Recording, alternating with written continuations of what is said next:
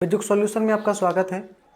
हम class 12th की physics का चैप्टर 13 इसमें पढ़ रहे हैं जिसका नाम है नाभिक, और यह इस चैप्टर का चौथा वीडियो लेक्चर है। इससे प्रीवियस वीडियो लेक्चर में हम लोगों ने डिस्कस किया था द्रव्यमान क्षति, बंधन ऊर्जा और उसके न्यूमेरिकल्स वगैरह हम लोगों ने लगाए थे। और इस वीडियो में हम लोग पढ़ेंगे alpha beta 6, alpha beta D के हम लोग डिस्कस करेंगे इसमें। तो उससे पहले इसमें ये पढ़ लेते हैं कि ये नाभिकीय बल क्या होता है। तो सबसे पहला टॉपिक हमें इसमें पढ़ना है नाभिकीय बल।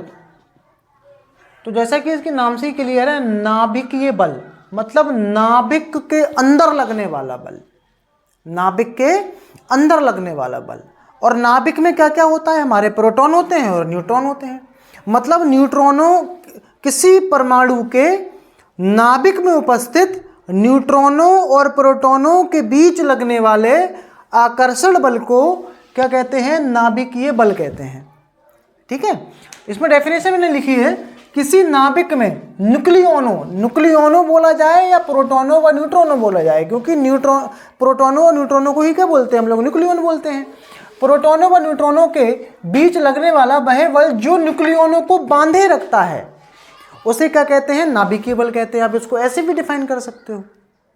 और इस बल की क्या क्या खास बात होती है, यह ज्ञात अब तक जितने भी बल हम लोगों ने पढ़े हैं, चाहे वैद्युत बल हो, गुरुत्वाकर्षण बल हो, चुंबकीय बल हो, कोई सा भी बल हो, उन सभी बलों में सबसे पावरफुल हमारा बल होता है नाभिकीय बल, सबसे ज्यादा पावरफुल बल। ठीक, सबसे ज्यादा पावरफुल बल होता है ये। तो नाभिकीय बल क्या होता है, किसी परमाणु के नाभिक में उसके न्यूक्लियोनों को बांधे रखने के लिए या उसके प्रोटॉनों और न्यूट्रॉनों के बीच जो आकर्षण बल लगता है उसे क्या कहते हैं, नाभिकीय बल। और ये नाभिकीय बल के वजह से ही हमारा जो है परमाणु अस्तित्व में रहता है। अगर ये नाभिकीय बल नहीं लगेगा तो क्या होगा, हमारा नाभिक हमारा क्या होगा, डिस्ट्रॉय हो जाएगा, नष्ट हो जाएगा, और परमाणु भी फिर उसका कोई वजूद नहीं रहेगा। और इसमें विशेषताएं क्या हैं, यह एक आकर्षण बल होता है। और अगर ये आकर्षण बल अगर नहीं होता तो फिर क्या होता, अगर ये प्रतिकर्षण बल होता तो नाभिक हमारा ब्रेक हो जाता, टूट जाता, और ना फिर नाभिक रहता ना फिर परमाणु रहता। तो ये आपको याद रखना है, नाभिकीय बल हमारा कैसा बल होता है, एक प्रकार का आकर्षण बल होता है। और दूसरी सबसे खास बात इसमें ये होती है, यह जो बल है ये केवल इतनी दूरी तक ही इफेक्टिव होता है। जैसे ही आप इस दूरी को चेंज करोगे फिर हमारा नाभिकीय बल वहां पर नहीं लग पाएगा। फिर ये इसकी एक आप डिफेक्ट कह सकते हो, एक दोष कह सकते हो इस बल का। इतनी दूरी पर प्रोटॉन और न्यूट्रॉन होने चाहिए तभी ये बल लग सकता है, अन्यथा ये बल नहीं लगेगा। तो यह बल 1 × 10⁻⁻14 मीटर की दूरी तक ही कार्य कर सकता है। अगर हमने आवेशों के बीच की दूरी को बढ़ा दिया फिर हमारा ये बल कार्य नहीं कर पाएगा। आगे इसमें लिखा है, यह ज्ञात बलों में अब तक सबसे शक्तिशाली, जितने भी हमने बल अब तक पढ़े हैं उन सभी में सबसे ज्यादा पावरफुल ये फोर्स होता है, न्यूक्लियर फोर्स। ठीक है, आगे इसमें लिखा है, यह बल 2 × 10⁻15 मीटर की दूरी पर वैद्युत बल की तुलना में 100 गुना ज्यादा अधिक शक्तिशाली हो सकता है। आप देख सकते हैं 100 गुना ज्यादा ये पावरफुल होता है बल, किसके कंपैरिजन में, वैद्युत बल के कंपैरिजन में। ठीक है, तो ये नाभिकीय बल आपकी समझ में आ गया होगा। आगे हम लोग इसमें पढ़ेंगे, आगे हमें इसमें पढ़ना है मूल कण। आगे हम इसमें पढ़ेंगे मूल कण, मूल कण जिसको इंग्लिश में बोलते हैं फंडामेंटल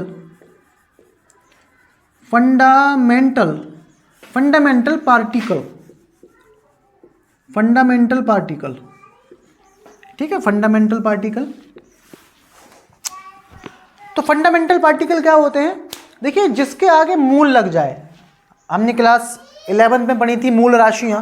तो मूल राशियां क्या होती हैं, वे राशियां जो किसी दूसरी राशि पर निर्भर नहीं करती हैं उन्हें क्या कहते हैं, मूल राशियां। ऐसे ही है मूल कण, तो वे कण जो किसी दूसरे कण पर निर्भर नहीं करते हैं उन्हें क्या बोलते हैं, मूल कण। और ये हमारे 3 मूल कण होते हैं, इलेक्ट्रॉन, प्रोटॉन और न्यूट्रॉन। ठीक है, तो उन्हें हम क्या बोलेंगे, मूल कण। वे कण जो किसी दूसरे कण पर डिपेंड नहीं करते हैं उन्हें क्या बोलते हैं, मूल कण। लेकिन अगर हम मॉडर्न फिजिक्स की अगर बात करें तो इलेक्ट्रॉन, प्रोटॉन और न्यूट्रॉन को भी हम लोग क्या कर सकते हैं, तोड़ सकते हैं। और किन में तोड़ते हैं हम लोग, क्वार्क में। मैंने आपको बताया था चैप्टर 1 में, क्वार्क में बताया था। इनको भी हम लोग तोड़ सकते हैं इलेक्ट्रॉन, प्रोटॉन और न्यूट्रॉन में। लेकिन हम उसके बाद भी इसमें क्या लिखेंगे, वह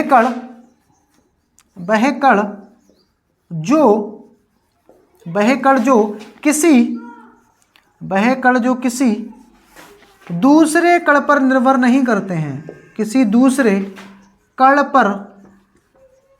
पर निर्भर नहीं करते हैं, उन्हें मूल कण कहते हैं।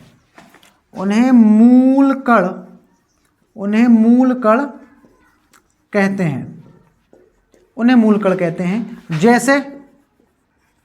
जैसे इसमें हो जाएगा आपका इलेक्ट्रॉन कॉमा प्रोटॉन व न्यूट्रॉन। तो ये हमारे कौन से कण हैं, ये हमारे मूल कण हैं जो किसी दूसरे कण पर निर्भर नहीं करते हैं। लेकिन आप मॉडर्न फिजिक्स जब पढ़ेंगे तो मैंने आपको बताया था इलेक्ट्रॉन जो होता है हमारे, ये इलेक्ट्रॉन, प्रोटॉन, न्यूट्रॉन, ये भी हमारे क्वार्क से मिलके बने होते हैं। क्वार्क, मैंने आपको बताया इलेक्ट्रॉन जो होता है हमारा, ये 3 डाउन क्वार्क से मिलके बना होता है। ऐसी प्रोटॉन है, ऐसी न्यूट्रॉन भी हमारे क्वार्क से मिलके बने होते हैं। ठीक है, तो वह कण जो किसी दूसरे कण पर निर्भर नहीं करते हैं उन्हें हम क्या बोलते हैं, मूल कण। तो ये जो हम डेफिनेशन लिख रहे हैं, ये मॉडर्न फिजिक्स की डेफिनेशन की पहली की डेफिनेशन हम लोग इसमें लिख रहे हैं इसमें। ठीक है, तो वह कण जो किसी दूसरे कण पर निर्भर नहीं करते हैं उन्हें हम क्या बोलते हैं, मूल कण, जैसे इलेक्ट्रॉन, प्रोटॉन, न्यूट्रॉन। आगे हम बढ़ते हैं, इसमें पढ़ेंगे मूल कण के बाद प्रतिकण। मूल कण के बाद हम लोग इसमें पढ़ेंगे प्रतिकण।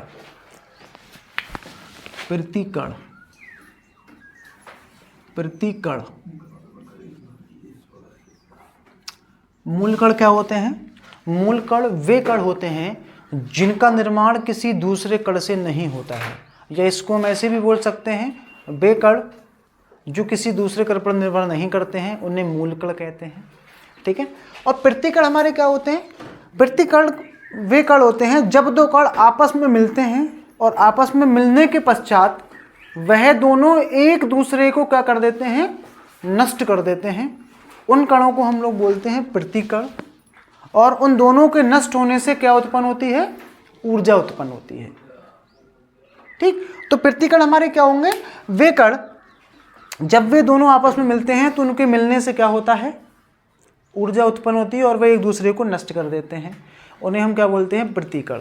जैसे मैं एग्जाम्पल अभी इसके डेफिनेशन में लिख दूंगा, इसका एग्जाम्पल क्या है, एग्जाम्पल जैसे हमारा इलेक्ट्रॉन है, क्या है, इलेक्ट्रॉन जब इलेक्ट्रॉन ये मिलता है किसके साथ, पॉजिट्रॉन के साथ, किसके साथ, पॉजिट्रॉन के साथ मिलता है, तब ये एक दूसरे को नष्ट कर देते हैं। प्रोटॉन और पॉजिट्रॉन जब दोनों एक दूसरे से टकराते हैं तब ये एक दूसरे को क्या कर देते हैं, नष्ट कर देते हैं। और इनके नष्ट होने से क्या उत्पन्न होती है, इनके नष्ट होने से ऊर्जा उत्पन्न होती है। क्या उत्पन्न होती है, ऊर्जा उत्पन्न होती है। तो यहाँ पर अगर हम बात करें, इलेक्ट्रॉन को नष्ट कौन कर रहा है, पॉजिट्रॉन, पॉजिट्रॉन को नष्ट कौन कर रहा है, इलेक्ट्रॉन।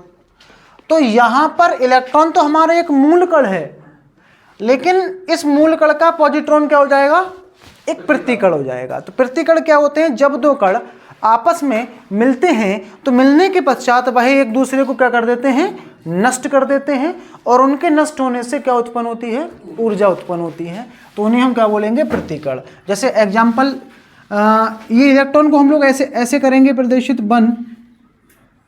1 बीटा 0, ये इलेक्ट्रॉन होता है प्लस, और ये अपना पॉजिट्रॉन है 1 प्लस बीटा नॉट।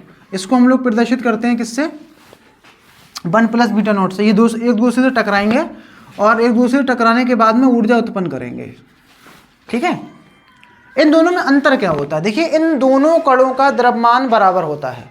जितना द्रव्यमान इलेक्ट्रॉन का उतना ही द्रव्यमान प्रोटॉन का। बस अंतर इतना होता है, इलेक्ट्रॉन पे हमारा जितना आवेश माइनस में होता है, प्रोटॉन पे उतना ही आवेश, पॉजिट्रॉन पे उतना ही आवेश प्लस में होता है। जब ये टकराते हैं तो एक दूसरे को नष्ट करके ऊर्जा उत्पन्न करते हैं। और ये बात हम पहले भी समझ चुके हैं कि जब द्रव्यमान आपस में नष्ट होते हैं तो क्या उत्पन्न होती है, ऊर्जा उत्पन्न होती है। आइंस्टीन के समीकरण से हम लोगों ने इसी चैप्टर में इस बात को लिखा था। तो यहाँ पर मैं डेफिनेशन लिख देता हूँ प्रतिकण की। क्या होते हैं प्रतिकण, जब दो कण जब दो कण आपस में मिलते हैं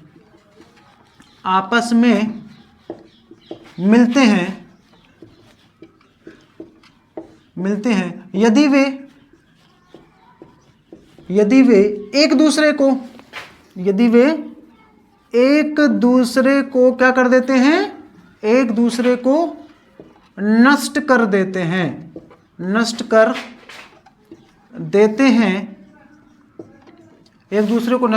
हैं और उनके नष्ट होने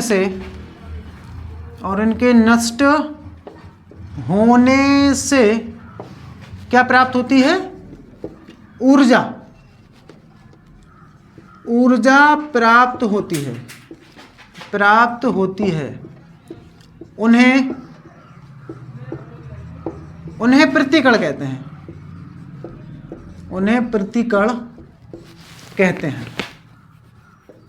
ठीक है, उन्हें प्रतिकण कहते हैं। और इसको आप एज अ एग्जाम्पल लिख सकते हो। ठीक, ये एग्जाम्पल हो जाएगा आपका। इलेक्ट्रॉन का प्रतिकण कौन होता है, पॉजिट्रॉन, या पॉजिट्रॉन का कौन होता है, इलेक्ट्रॉन। ठीक, तो ये होते हैं हमारे प्रतिकण। आगे हम लोग इसमें डिस्कस करेंगे युग्म उत्पादन और युग्म विनाश। आगे हमें इसमें पढ़ना है युग्म उत्पादकता, पेयर प्रोडक्टिविटी। देखिए पेयर प्रोडक्टिविटी क्या होती है, युग्म उत्पादकता किसे कहते हैं। ये हमारा कोई नाभिक है, क्या है, नाभिक है, और इस नाभिक के ऊपर कोई ऊर्जावान मतलब जिसमें हाई अमाउंट ऑफ एनर्जी हो, गामा किरण फोटोन इसके ऊपर क्या हो रहा है, आपतित हो रहा है। तो होता क्या है, ये नाभिक जो है इस गामा किरण फोटोन की जितनी भी ऊर्जा होती है सबको क्या कर लेता है, अवशोषित कर लेता है। और अवशोषित करने के बाद दो कणों को उत्पन्न करता है, एक इलेक्ट्रॉन और दूसरा प्रोटॉन। इस घटना को ही हम लोग बोलते हैं युग्म उत्पादकता। ठीक, और इसमें मैंने वही लिखा है, जब किसी नाभिक पर कोई ऊर्जावान गामा किरण फोटोन आपतित होता है तो वह नाभिक के द्वारा अवशोषित कर लिया जाता है और वह इलेक्ट्रॉन व पॉजिट्रॉन को उत्पन्न करता है। इस घटना को हम लोग क्या बोलते हैं, युग्म उत्पादकता। ठीक है, और ये हम आइंस्टीन के समीकरण में भी पढ़ के आए थे। यहाँ का अगर हम बात करें तो गामा किरण फोटोन की ऊर्जा कितनी होती है, फोटोन की ऊर्जा h म्यू इक्वल टू, यहाँ से ऊर्जा को ग्रहण करके ये कौन कौन से कण बना रहा है, एक इलेक्ट्रॉन और दूसरा क्या बना रहा है, प्रोटॉन। ठीक है, तो यहाँ पर ऊर्जा से क्या मिल रहे हैं, द्रव्यमान, या फिर द्रव्यमान से ऊर्जा। ये तो पढ़े थे हम, ये बराबर mc² में कि द्रव्यमान को ऊर्जा को द्रव्यमान में परिवर्तित किया जा सकता है। तो क्या होता है युग्म उत्पादकता, जब किसी नाभिक से कोई ऊर्जावान गामा किरण फोटोन टकराता है तो वह टकराने के पश्चात क्या करता है, नाभिक उसको अवशोषित कर लेता है और अवशोषित करने के पश्चात वह दो प्रकार के कण इलेक्ट्रॉन और पॉजिट्रॉन को उत्पन्न करता है। इस घटना को हम लोग क्या बोलते हैं, युग्म उत्पादकता। इसकी हमें विपरीत दूसरी घटना पढ़नी है, युग्म विनाश।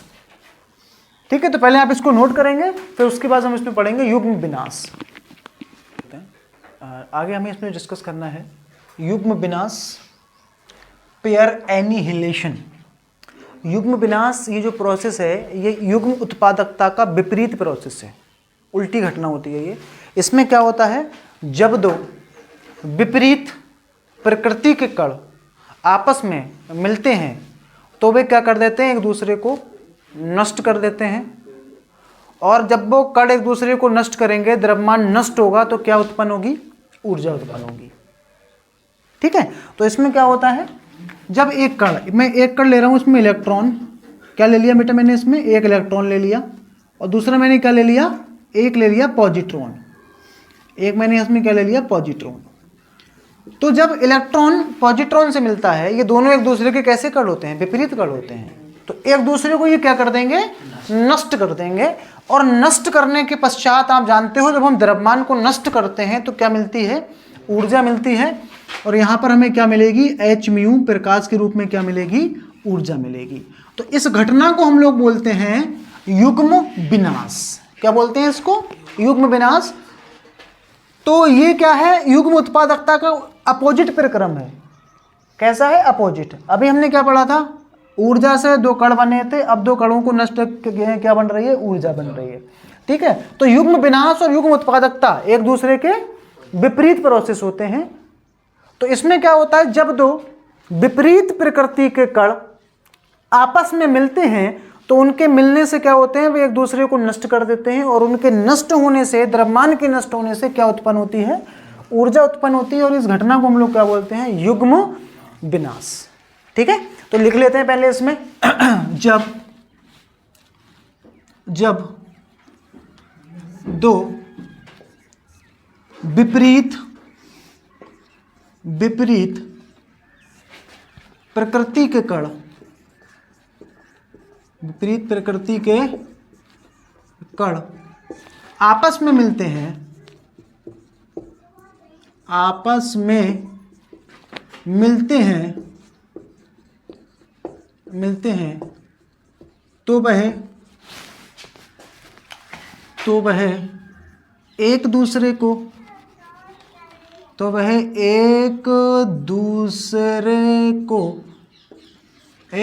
को क्या कर देते हैं, नष्ट कर देते हैं,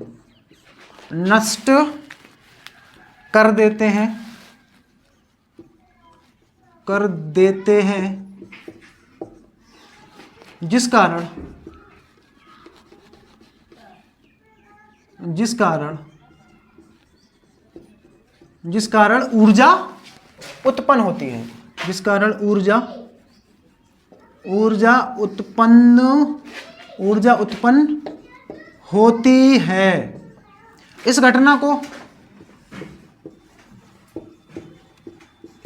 को क्या बोलते हैं, इस घटना को युग्म विनाश कहते हैं, युग्म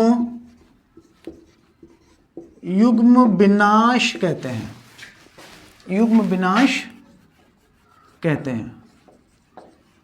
ठीक है, तो इसमें ये वाला कण कौन सा है, इलेक्ट्रॉन है, और इलेक्ट्रॉन का विपरीत कण कौन सा होता है, ये है पॉजिट्रॉन। जब एक दूसरे से ये मिलेंगे तो क्या करेंगे, एक दूसरे को ये नष्ट कर देंगे, और जब दो द्रव्यमान नष्ट होंगे तो क्या उत्पन्न होगी, ऊर्जा उत्पन्न होगी, और इसी घटना को हम लोग बोलते हैं युग्म विनाश। आगे हमें इसमें डिस्कस करना है अल्फा बीटा गामा डीके। इसमें पढ़ेंगे अल्फा बीटा गामा क्षय, अल्फा बीटा गामा डीके। तो सबसे पहले इनमें से हम सबसे पहले डिस्कस करेंगे किसको, अल्फा क्षय, अल्फा क्षय। देखिए अल्फा क्षय क्या होता है, क्षय का मतलब होता है लॉस, निकलना। ठीक है, निकलना। तो यहाँ पर अगर आप ध्यान से इसको देखोगे, अल्फा क्षय का मतलब होता है निकलना,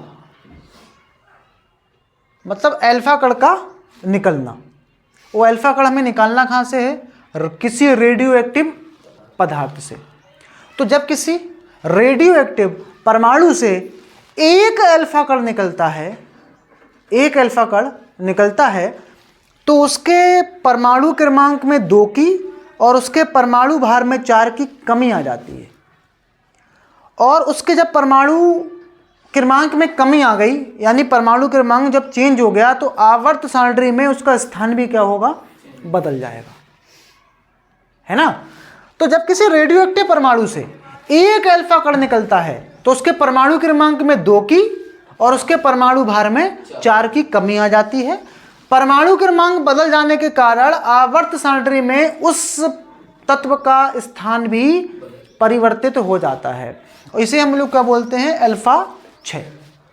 ठीक है, तो पहले लिखते हैं, फिर इसको एग्जाम्पल के द्वारा हम लोग समझेंगे। ठीक है, या पहले मैं आपको एग्जाम्पल ही दे देता हूं, फिर इसकी डेफिनेशन हम लोग लिख लेंगे। ठीक, एग्जाम्पल इसका क्या है, देखिए जैसे ये कोई अपने पास क्या है, रेडियो एक्टिव परमाणु है, एक्स से मैंने इसको लिख दिया, कोई सा भी हो सकता है, ये रेडियो एक्टिव परमाणु कोई सा भी हो सकता है। ये है यहाँ पर जेड होता है, इसको क्या बोलते हैं, ये कोई परमाणु है रेडियो एक्टिव, इसका परमाणु क्रमांक जेड है और परमाणु भार कितना है, ए है। अब एक्स की जगह पर कुछ भी हो सकता है, अब जो एक्स होगा उसी के अकॉर्डिंग ए और जेड के मान क्या होंगे, चेंज हो जाएंगे। ये कौन सा परमाणु है, रेडियो, कौन सा परमाणु है ये, रेडियो एक्टिव परमाणु है ये। रेडियो एक्टिव परमाणु, रेडियो एक्टिव परमाणु। ठीक है, हमें क्या करना है, इसमें से एक अल्फा कण को निष्कासित करना है, एक अल्फा कण को निकालना है। और आपको याद रहे एक अल्फा कण का मतलब क्या होता है, अल्फा कण का मतलब होता है हीलियम का नाभिक, जिसको हम लिखते हैं 2He4 से। हीलियम का नाभिक, अल्फा कण क्या होता है, हीलियम का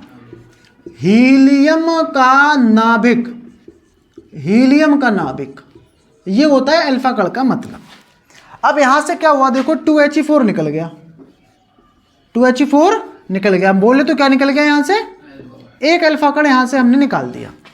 तब निकलने के बाद में देखो क्या होगा, ये नीचे वाला नंबर क्या है Z, यहां क्या हो गया 2 कम हो गया, और ऊपर कितना कम हो रहा है, 4 कम हो रहा है। अच्छा, जब ये परमाणु क्रमांक बदल गया, क्या तत्व अब भी वो X रहेगा, क्या चेंज हो जाएगा ना। तो मैंने इसको चेंज करके क्या लिख दिया है, इसको लिख दिया मैंने बाई। अब बाई की जगह पर कुछ नया तत्व बनेगा, ये सही है। आवर्त सारणी में इसका स्थान क्या होगा, अलग हो जाएगा। तो यहां पर Z में मैं क्या करूंगा, Z माइनस 2, परमाणु क्रमांक में 2 की कमी आएगी, और ऊपर A-4, और कुछ ऊर्जा भी निकलती है यहां से। क्या निकलती है, ऊर्जा भी निकलेगी यहां। ये हो गया तुम्हारा। अच्छा, इसको क्या बोलेंगे हम लोग, इसको बोलेंगे पित्त नाभिक। क्या बोलेंगे इसको, पित्त नाभिक। और इसको बोलेंगे पुत्री नाभिक, पुत्री नाभिक। मतलब जब डिके हो जाएगा, डिके मतलब क्षय होने के बाद में जो नाभिक बनेगा उसको पुत्री नाभिक बोलेंगे, और जो मेन होगा उसको हम क्या बोलेंगे, पित्त नाभिक बोलेंगे। ठीक है, तो इसमें वही लिखा गया है। ये एक जर्नल अभिक्रिया हो गई। अब मैं एक एग्जांपल से आपको देके समझाता हूं। देखिए, एक एग्जांपल मैं आपको दे रहा हूं यहां पर। जैसे मैंने यहां ले लिया एग्जांपल के तौर पे यूरेनियम। क्या ले लिया, यूरेनियम एक रेडियो एक्टिव परमाणु है, जिसका परमाणु क्रमांक होता है 92, और यहाँ होता है 238। कितना होता है ये, 238। और क्या नाम है इसका, यूरेनियम। क्या नाम है इसका, यूरेनियम। और इस यूरेनियम से मैंने क्या किया, एक अल्फा कण निकाल दिया। कितने अल्फा कण निकाल दिए, एक अल्फा कण, 2He4 मैंने निकाल दिया। ये क्या है, अल्फा कण, ये अल्फा कण आ गया। तो इसके परमाणु क्रमांक में कितने की कमी आएगी, यहां कितना रह जाएगा, 90 रह जाएगा। यहां पे परमाणु क्रमांक इसका 90 रह गया ये। अब ये तो 92U का था, अब 90 किसका होगा। अगर आपको पता है तो उसका प्रतीक लिख देना, और अगर पता नहीं है तो उसको X Y जिससे आप प्रदर्शित करना चाहो उससे प्रदर्शित कर देना। ठीक है, लेकिन मुझे यहां पता है ये होता है थोरियम का TH। किसका होता है ये, TH का होता है परमाणु क्रमांक। ये 90 परमाणु क्रमांक किसका होता है, TH का होता है। और ऊपर कितना रह जाएगा, 234, और यहां ऊर्जा निकलेगी। ठीक, ये क्या है, थोरियम,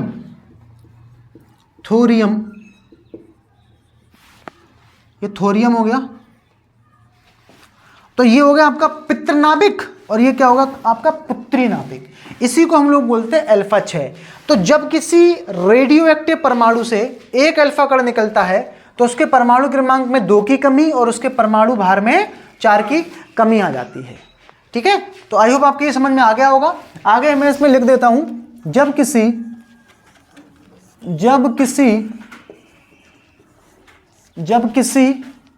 रेडियो एक्टिव परमाणु से एक अल्फा कण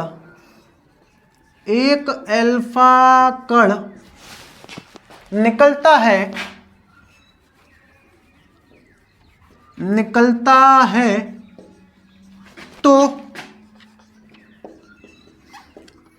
उसके परमाणु क्रमांक में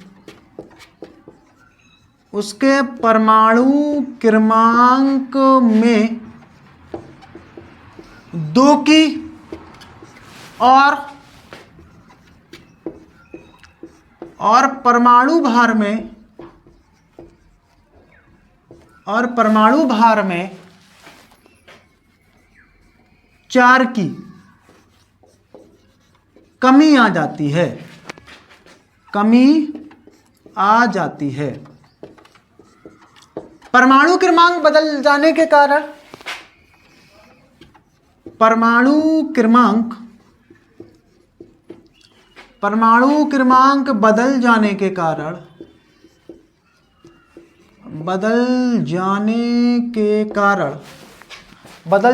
कारण,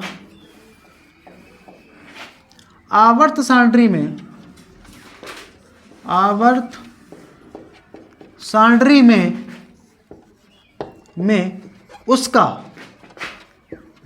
उसका स्थान भी बदल जाता है, स्थान भी बदल जाता है। ठीक, तो ये आपका क्या हो गया, अल्फा डीके, अल्फा 6।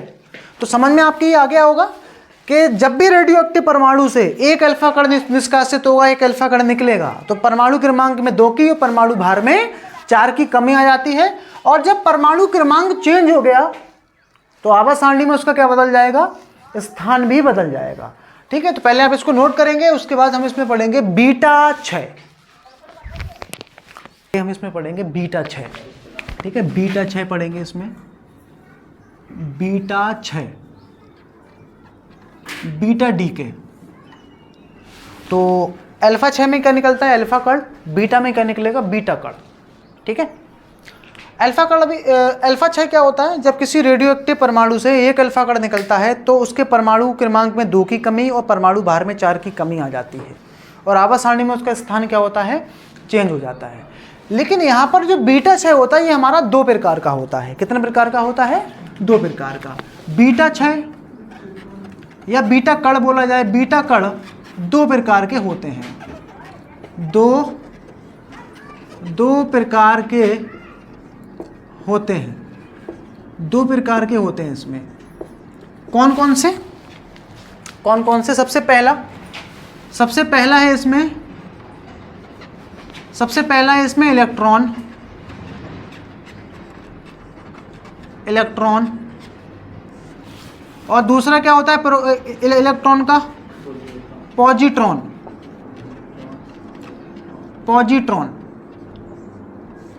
इलेक्ट्रॉन और पॉजिट्रॉन। तो इनको हम लोग कैसे प्रदर्शित करते हैं, पहले ये लिख लेते हैं, फिर इलेक्ट्रॉन और पॉजिट्रॉन को निकालेंगे हम लोग। ठीक है, इलेक्ट्रॉन को हम लोग कैसे प्रदर्शित करते हैं, -1 बीटा नॉट, ये किसका प्रतीक है, इलेक्ट्रॉन का। या इसको मैं ऐसे भी लिख सकते हैं, -1 ई नॉट, -1 ई नॉट। और पॉजिट्रॉन जो कि इलेक्ट्रॉन का प्रतिकण होता है, इसका विपरीत कण होता है, इन दोनों के द्रव्यमान आपस में बराबर होते हैं, लेकिन इन दोनों पे आवेश का अंतर होता है। इलेक्ट्रॉन पे जितना आवेश माइनस में होता है, पॉजिट्रॉन पे उतना ही आवेश प्लस में होता है। तो इसको हम लोग प्रकट करते हैं +1 बीटा नॉट से, और इसको लिखते हैं +1 ई नॉट, +1 ई नॉट। तो 2 प्रकार का होता है हमारा बीटा 6, या तो इलेक्ट्रॉन निकलेगा या फिर पॉजिट्रॉन निकलेगा। दोनों की कंडीशन मैं आपको पढ़ाता हूँ। ठीक है, सबसे पहले मैं आपको बताता हूँ इलेक्ट्रॉन के बारे में। जैसे आप सपोज करिए ये कोई नाभिक है अपने पास, ये कोई नाभिक है, ये Z है और ये क्या है, A है। क्या है ये, A है। ठीक है, और इसको हम लोग क्या बोलेंगे इस समय, पित्त नाभिक। कौन सा नाभिक, पित्त नाभिक। पित्त नाभिक है ये है अपना पित्त नाभिक। और यहां से मैंने क्या कर दिया, एक इलेक्ट्रॉन को निष्कासित कर दिया। किसको निकाल दिया, एक इलेक्ट्रॉन को, -1 बीटा नॉट। ये क्या है, इलेक्ट्रॉन है पॉजिट्रॉन है, यह है आपका इलेक्ट्रॉन। मैंने यहां से इलेक्ट्रॉन को निष्कासित कर दिया, यह है इलेक्ट्रॉन। अब देखिए इलेक्ट्रॉन निकालने से होगा क्या, इलेक्ट्रॉन जब निकालेंगे तब होगा क्या। तो इलेक्ट्रॉन निकालने से क्या होगा, ये जो पित्त नाभिक है इसके परमाणु क्रमांक में 1 की वृद्धि, और देखो ऊपर 0 है। अब A में जब हम 0 जोड़ेंगे या घटाएंगे तो A का A ही मिलेगा हमें, मतलब परमाणु भार में कोई चेंज नहीं आता है। तो जब हम किसी नाभिक से 1 इलेक्ट्रॉन निकालते हैं तो उसके परमाणु क्रमांक में 1 की वृद्धि और उसके परमाणु भार में कोई चेंज नहीं आता है। ठीक है, तो यहाँ पर जब परमाणु क्रमांक तब भी बदल जाएगा, इसका परमाणु क्रमांक क्या होगा, चेंज हो जाएगा ना इसका परमाणु क्रमांक, क्योंकि परमाणु क्रमांक जब बदल गया, एक हम जोड़ेंगे इसमें परमाणु क्रमांक में, तो इसको मैं अब x नहीं लिख सकता हूँ, क्या लिखना पड़ेगा मेरे को, इसको मैं बाई कर दे रहा हूँ, तो ये क्या हो जाएगा z प्लस 1 और यहाँ कितना हो जाएगा a। और ये अपना कौन सा नाभिक बन गया है, ये बन गया है पुत्री नाभिक। कौन सा नाभिक, पुत्री नाभिक, ये आ गया हमारा पुत्री नाभिक। ठीक है, ये पुत्री नाभिक आ गया अपना। तो जब किसी नाभिक, जब हम क्या करेंगे, किसी परमाणु से 1 इलेक्ट्रॉन निकालेंगे, तब क्या होगा, उसके परमाणु क्रमांक में 1 की वृद्धि हो जाएगी और परमाणु भार में कोई चेंज नहीं होगा, और परमाणु क्रमांक बदल जाने के कारण आवर्त सारणी में उसका स्थान भी चेंज हो जाएगा। ठीक है, एक एग्जाम्पल मैं आपको यहाँ पर करके दिखाता हूँ। इस इलेक्ट्रॉन निकालने वाले का एग्जाम्पल ले लेता हूँ यहाँ पर, ये एग्जाम्पल हो जाएगा इसका। तो यहाँ पर मैं ले लेता हूँ एक पित्त नाभिक, जिसको मैंने लिया है 17 Cl 35.5। ये आपने केमिस्ट्री में पढ़ा होगा, ये क्लोरीन है, और क्लोरीन से मैंने क्या कर दिया, 1 इलेक्ट्रॉन को निष्कासित कर दिया, 1 इलेक्ट्रॉन निकाल दिया, -1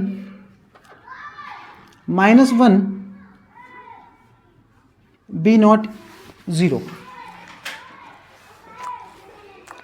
जब इस क्लोरीन से 1 इलेक्ट्रॉन निकलेगा, तो इलेक्ट्रॉन निकलने के बाद में इसके परमाणु क्रमांक में 1 की वृद्धि हो जाएगी, तो कितना हो जाएगा ये वृद्धि होके 18। कितना हो जाएगा 18। अब जब इसका परमाणु क्रमांक बदल गया, तब अब हम इसको Cl नहीं लिख सकते हैं। 18 जो परमाणु क्रमांक होता है, ये आर्गन का होता है, Ar, और यहाँ मैं क्या लिखूँगा 35.5। तो यहाँ पर ये कौन सा कण निकला है, ये इलेक्ट्रॉन निकला है। ठीक है, ये निकला है इलेक्ट्रॉन। ठीक, इलेक्ट्रॉन निकला ये। और ये कौन सा नाभिक था अपना, पित्त नाभिक। और ये कौन सा नाभिक है, पुत्री नाभिक। यह है पुत्री नाभिक। उसके बाद हम इसमें पढ़ेंगे, अभी हमने इलेक्ट्रॉन निकाला था, पॉजिट्रॉन के बारे में देख लेते हैं। पॉजिट्रॉन के बारे में, तो ये अपना कोई परमाणु है, ये इसका परमाणु क्रमांक Z है, ये इसका परमाणु भार A है। इस बार मैंने क्या किया, यहाँ से एक पॉजिट्रॉन को निकाल रहा हूँ। तो पॉजिट्रॉन का क्या प्रतीक होता है, +1 बीटा नॉट। तो यहाँ पर क्या होगा, इलेक्ट्रॉन जब निकालते हैं तो परमाणु क्रमांक में 1 की वृद्धि होती है और भार में कोई चेंज नहीं होता है। जब हम एक पॉजिट्रॉन निकालेंगे, तो जो हमारा पित्त नाभिक बनेगा, उसका जो परमाणु क्रमांक होगा वो बदल जाएगा, और उसमें क्या हो जाएगा, ये कम हो जाएगा। तो ये बाई Z माइनस 1 और यहाँ A का A रहेगा। और ये अपना क्या है, पित्त नाभिक या पिता नाभिक। और ये कौन सा नाभिक है, यह है पुत्री नाभिक। पुत्री नाभिक। और ये क्या है, पॉजिट्रॉन। ये आ गया पॉजिट्रॉन। इसका एक एग्जांपल ले लेते हैं। इसका एक एग्जांपल जैसे हम सपोज करिए ये Na है, इसका होता है 11-23। यहाँ से क्या हुआ, एक पॉजिट्रॉन हमने निष्कासित कर दिया, +1 बीटा 0। तब यहाँ क्या होगा, इसके परमाणु क्रमांक में 1 की कमी और भार में नो चेंज, ऊपर 0 है ना इसलिए। तो यहाँ क्या हो जाएगा, Na का चेंज हो जाएगा, फिर 10 रह जाएगा ना यहाँ 10, और 10 होता है Ne का, नियॉन का, और ऊपर क्या आएगा 23 आ जाएगा। तो इसको हम लोग बोलेंगे कौन सा नाभिक, पुत्री नाभिक। और ये क्या है, पॉजिट्रॉन। ये आ गया पॉजिट्रॉन। और इसको यहाँ पर बोलेंगे हम लोग पित्त नाभिक, पित्त नाभिक। तो इस प्रकार होगा अपना ये बीटा क्षय। तो बीटा क्षय हमारा दो प्रकार का होता है, इलेक्ट्रॉन और पॉजिट्रॉन। इलेक्ट्रॉन को हम लोग, ये प्रतीक है इलेक्ट्रॉन के, ये पॉजिट्रॉन के प्रतीक हैं, और इलेक्ट्रॉन और पॉजिट्रॉन एक दूसरे के प्रतिकण हैं ये। तो जब किसी भी परमाणु से एक इलेक्ट्रॉन निष्कासित होगा, एक इलेक्ट्रॉन निकलेगा, तब उसके परमाणु क्रमांक में 1 की वृद्धि हो जाएगी और भार में नो चेंज। और जब परमाणु क्रमांक बदल गया तो आवर्त सारणी में इसका स्थान भी चेंज हो जाएगा। ठीक है, ये एग्जाम्पल हो गया था इसका। उसके बाद अगर हम पॉजिट्रॉन को निष्कासित करेंगे, एक पॉजिट्रॉन को निकालेंगे, तब क्या होगा, उसके परमाणु क्रमांक में 1 की कमी आ जाएगी और भार में नो चेंज। तो आगे बढ़ते हैं इसमें। आगे हम लोग इसमें डिस्कस करेंगे न्यूट्रिनो। अभी तक हम पढ़ रहे थे पॉजिट्रॉन के बारे में, जो कि इलेक्ट्रॉन का एक प्रतिकण है, इलेक्ट्रॉन के विपरीत एक कण है। अब हम इसमें एक नए कण के बारे में पढ़ने जा रहे हैं, न्यूट्रिनो। तो क्या होता है न्यूट्रिनो, ये लोग हम समझते हैं इसमें। न्यूट्रिनो, न्यूट्रिनो, न्यूट्रिनो, ठीक है। तो ये कण क्या करता है, मैं सबसे नंबर 1 बात करता हूँ यहाँ पर, प्रोटॉन का न्यूट्रॉन में परिवर्तन, प्रोटॉन का न्यूट्रॉन में परिवर्तन, प्रोटॉन का न्यूट्रॉन में परिवर्तन, ठीक है। प्रोटॉन को न्यूट्रॉन में हम लोग चेंज करेंगे, और चेंज करने में न्यूट्रिनो एक कण यहाँ पर क्या होता है, उत्पन्न होता है। तो प्रोटॉन का फॉर्मूला क्या होता है, 1p1, 1p1, ठीक, 1p1। ये प्रोटॉन है, ये हमारा प्रोटॉन है, और प्रोटॉन से हमारा क्या बन गया, ये न्यूट्रॉन बन गया। क्या बन गया, ये न्यूट्रॉन। प्रोटॉन से हमारा क्या बन गया, ये न्यूट्रॉन बन गया। प्रोटॉन से न्यूट्रॉन बन गया, और इसके बनने में एक कण यहाँ पर बनता है, जिसको हम लोग बोलते हैं +1 बीटा नॉट, जिसको हम क्या बोलते हैं, पॉजिट्रॉन। क्या बोलते हैं, पॉजिट्रॉन।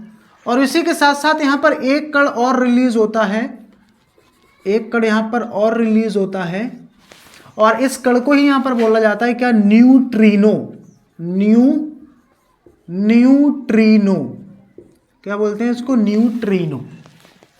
तो प्रोटॉन से हम जब प्रोटॉन से जब न्यूट्रॉन बनता है, तो उसके साथ साथ एक पॉजिट्रॉन और उसके साथ में एक न्यूट्रिनो नाम का कण उत्पन्न होता है यहाँ पर, ठीक है। उसके बाद इसका उल्टा पढ़ लेते हैं हम लोग, उल्टा पढ़ लेते हैं। उल्टा क्या पढ़ना है इसमें, न्यूट्रॉन का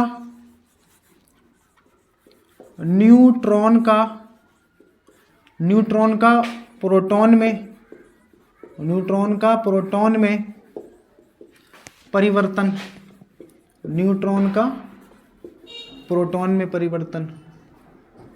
न्यूट्रॉन का प्रोटॉन में परिवर्तन।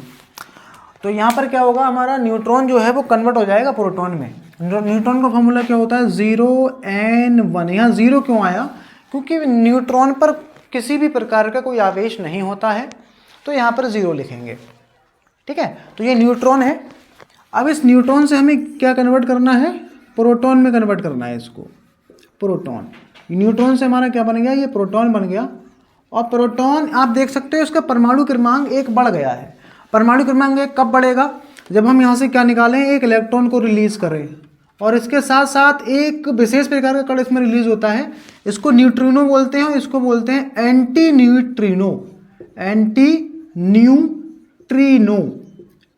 न्यूट्रिनो, ठीक। तो आप वैसे भी देख सकते हो, यहाँ न्यूट्रॉन से न्यूट्रिनो और प्रोटॉन से एंटी न्यूट्रिनो। ये प्रोटॉन अपना बन चुका है, और ये कौन सा कण है, यह है इलेक्ट्रॉन, यह है इलेक्ट्रॉन।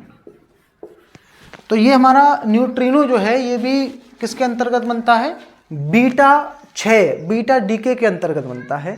तो अल्फा डीके हम लोगों ने पढ़ लिया है, बीटा डीके पढ़ लिया है। अब हम इसमें पढ़ेंगे गामा 6। आगे हमें इसमें पढ़ना है गामा 6, गामा डीके। देखिए अभी इससे पहले हम लोग पढ़ के आए अल्फा 6 और बीटा 6। तो जब किसी नाभिक से कोई अल्फा कण या कोई बीटा कण निकलता है तो निकलने के बाद क्या होता है, वो उत्तेजित अवस्था में आ जाता है और उत्तेजित अवस्था से दोबारा से मुक्त अवस्था में आने के लिए वो क्या करता है, अपने अंदर से एक गामा किरण फोटोन को रिलीज करता है, गामा किरण फोटोन को उत्सर्जित करता है और अपनी वह मुक्त अवस्था में आ जाता है। तो इसे हम क्या बोलेंगे, गामा 6। जैसे समझाने के लिए मैं अभी इसकी डेफिनेशन लिख दूंगा ऊपर। मैं एग्जांपल आपको दे रहा हूँ यहाँ पर। एग्जांपल क्या है इसका, जैसे ये यूरेनियम है, यूरेनियम इसका परमाणु क्रमांक होता है 92,238। यहाँ से मैंने क्या किया, एक अल्फा कण को रिलीज कर दिया 2He4, एक अल्फा कण हमारा निकल चुका है। तो मैंने आपको बताया था जब एक अल्फा कण रिलीज होगा तो यहाँ से जो उसका परमाणु क्रमांक होगा उसमें 2 की कमी हो जाएगी और जो परमाणु भार है उसमें 4 की कमी आ जाएगी और ये तत्व भी हमारा क्या होगा, चेंज हो जाएगा। ये यूरेनियम था, यूरेनियम से चेंज होकर क्या बन जाएगा, ये TH, क्या बन जाएगा, TH। और ये 92 की जगह कितना रह जाएगा, 90, और 238 पे कितना रह जाएगा, ये 234। लेकिन ये जो नाभिक है ना, इसने एक अल्फा कण जो रिलीज किया है, ये कौन सा कण निकाला है इसने, अल्फा कण। रिलीज करने के बाद में ये क्या होगा, ये उत्तेजित अवस्था में आ जाएगा। किस में आ जाएगा, ये उत्तेजित अवस्था में, उत्तेजित अवस्था में, अवस्था में। अब जब ये उत्तेजित अवस्था में आ गया तब क्या करेगा, ये दोबारा से मुक्त अवस्था में आने के लिए दोबारा से जो इसको ज़्यादा एनर्जी है वो दोबारा से एनर्जी का लॉस करेगा। और किसके रूप में लॉस करेगा, गामा किरण फोटोन के रूप में, ठीक है। और दोबारा से मुक्त अवस्था में आ जाएगा। अब ये क्या करेगा, TH 90,234, ये अपने अंदर से क्या करेगा, एक गामा फोटोन को रिलीज करेगा और साथ ही साथ ये खुद क्या बन जाएगा, ये मुक्त अवस्था में, ये मुक्त अवस्था में आ जाएगा। ये किस में आ गया, अपनी मुक्त अवस्था में, मुक्त अवस्था में, ठीक, या मूल अवस्था में भी लिख सकते हैं आप इसको। तो इसे हम क्या बोलेंगे, गामा डीके यानी गामा 6। तो जब किसी परमाणु से कोई अल्फा या बीटा कण निकल जाता है तो वह उत्तेजित अवस्था में आ जाता है और अपनी मूल अवस्था में आने के लिए, मुक्त अवस्था में आने के लिए वह अपने अंदर से एक गामा किरण फोटोन को क्या करता है, रिलीज करता है, बाहर निकलता है, उत्सर्जित करता है। इसे हम क्या बोलते हैं, गामा 6। तो यहाँ आप ये एग्जाम्पल लिख देंगे और पहले मैं इसके ऊपर 2 लाइनों की डेफिनेशन लिख देता हूँ। तो इस प्रकार हम लोग इसको डिफाइन कर लेंगे। जब कोई रेडियो एक्टिव पदार्थ अल्फा या बीटा कण उत्सर्जित करता है तो बनने वाला नया नाभिक उत्तेजित अवस्था में आ जाता है और यह मुक्त अवस्था में आने के लिए क्या करता है, गामा किरण फोटोन को उत्सर्जित करता है। मैंने यहाँ पर एक एग्जाम्पल अल्फा कण निकाल के दिखाया था। मैं एक एग्जाम्पल और लेता हूँ जिसमें बीटा कण को मैं क्या करता हूँ, निष्कासित करता हूँ, ठीक है। बीटा कण को मैं क्या करूँगा, वहाँ से निष्कासित करूँगा।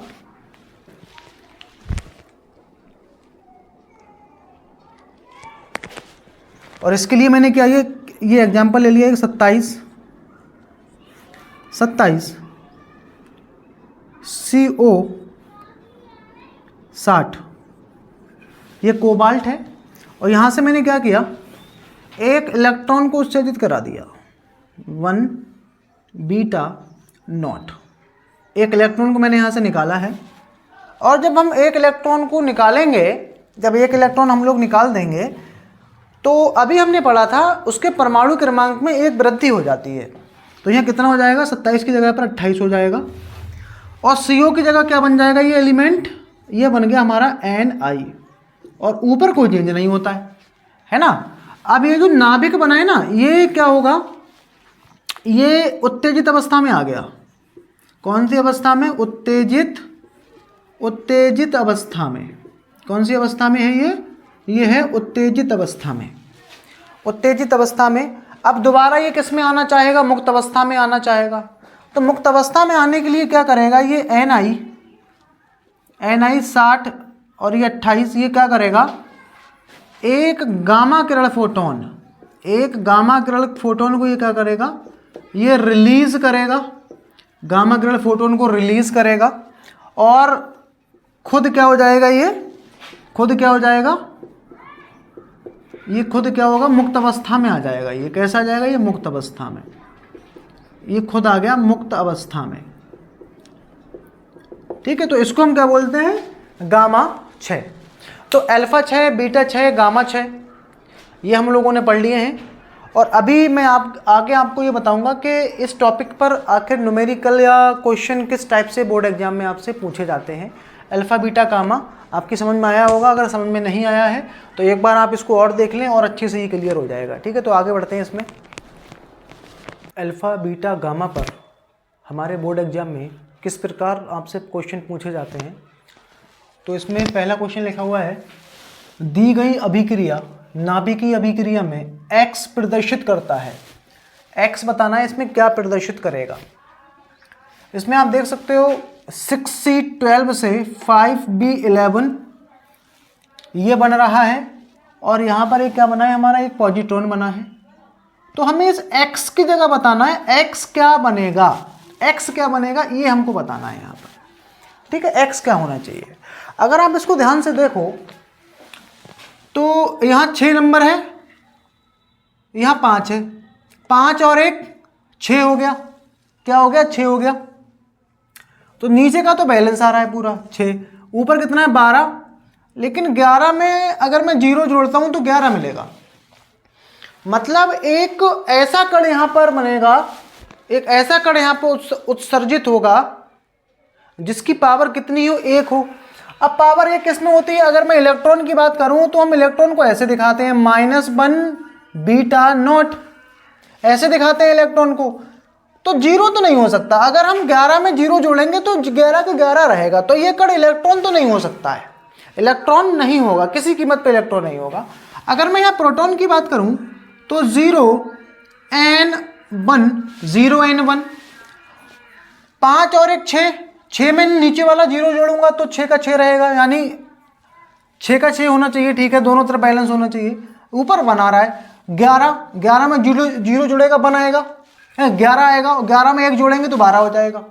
यानी यहाँ पर क्या होगा, हमारा ये न्यूट्रॉन होगा।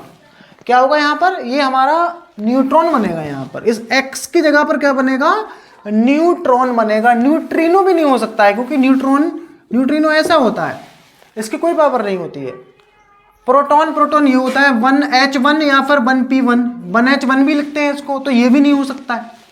ठीक है, तो ये सरासर इसमें गलत हो जाएगा। तो न्यूट्रॉन हमारा राइट आंसर है। इसमें यहाँ पर क्या बनेगा, हमारा न्यूट्रॉन बनेगा। आगे इसमें लिखा हुआ है, निम्नलिखित समीकरणों को पूर्ण कीजिए। ये रिएक्शंस लिखिए और सेम टू सेम आपके बोर्ड एग्जाम में पूछ ली जाती हैं 2 या 3 नंबर में, अल्फा बीटा गामा डीके पर आधारित, और इनको कंप्लीट करवाता है। तो यहाँ निम्नलिखित समीकरणों को पूर्ण करना है हमें। यहाँ देख सकते हो 80Hg200 + 1H1 यहाँ जुड़े हैं, तब ये कुछ बन रहा है। तो हमें बताना है ये जो जगह खाली है यहाँ पर क्या बनना चाहिए। तो देखते हैं क्या बनेगा यहाँ पर, कैसे चेक कर रहे हैं हमें। तो पहले इधर जोड़ लेते हैं, 80 और 1 81 आ रहा है।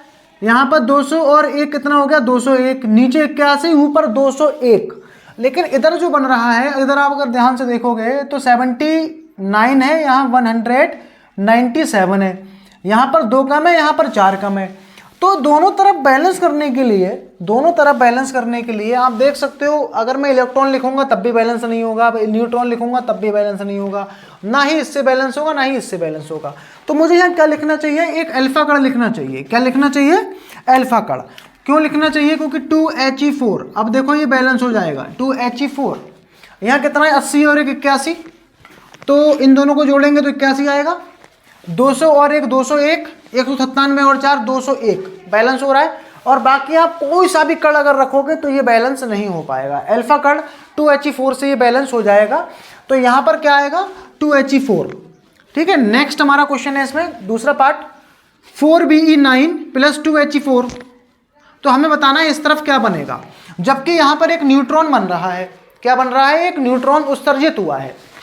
तो मुझे क्या करना चाहिए, पहले जोड़ना है। आपको करना क्या है, 4 और 2 6 होते हैं, इधर 6 आ रहा है, परमाणु क्रमांक टोटल 6 हो गया। 9 और 4 13 हो गए। 13 में मैं इधर का 1 कम कर दूंगा, तो मुझे ऊपर कितना चाहिए, 12 चाहिए, और यहाँ पर कितना हो गया 6। 6 में यहाँ 0 का 0, तो मुझे यहाँ क्या बनाना चाहिए, यहाँ पर मेरा बनेगा 6, क्योंकि नीचे 6 आ जाएगा, इधर 6 है, 6 में यहाँ 0 जोड़ेंगे तो 6 आएगा। और जब परमाणु क्रमांक 6 है तो किसका होता है परमाणु क्रमांक, ये हमारा कार्बन का 6 होता है परमाणु क्रमांक। अगर आपको नहीं पता है कार्बन का है, नाइट्रोजन का है, किसका है, तो आप उसको x या y से प्रकट कर देना। यहाँ x या y या कोई भी ABCD के जो अल्फ़ाबेट है किसी से भी आप यहाँ प्रदर्शित कर देना, अगर आपको नहीं पता है तब। जैसे मुझे पता है यहाँ परमाणु क्रमांक 6 किसका होता है, कार्बन का होता है, तो मैंने यहाँ कार्बन से प्रदर्शित कर दिया। अब ऊपर मेरे को इतना चाहिए, 4 और 9 और 4 13। 13 में 1 घटाऊँ, कितना बचा 12, तो मुझे यहाँ कितना लगाना चाहिए ऊपर 12। ठीक है, अब आप जोड़ के देखो बैलेंस ही हो रहा होगा, ये 4 और 2 6 बैलेंस हो रहा है, 6 में 0 जोड़ेंगे 6 आएगा, 9 और 4 13, 1 और 12 13 हो गया। ठीक है, नंबर 2। नंबर तीसरा पार्ट है इसमें तो बहुत सिंपल है, मैंने आपको same to same 2 copy example भी बताया था।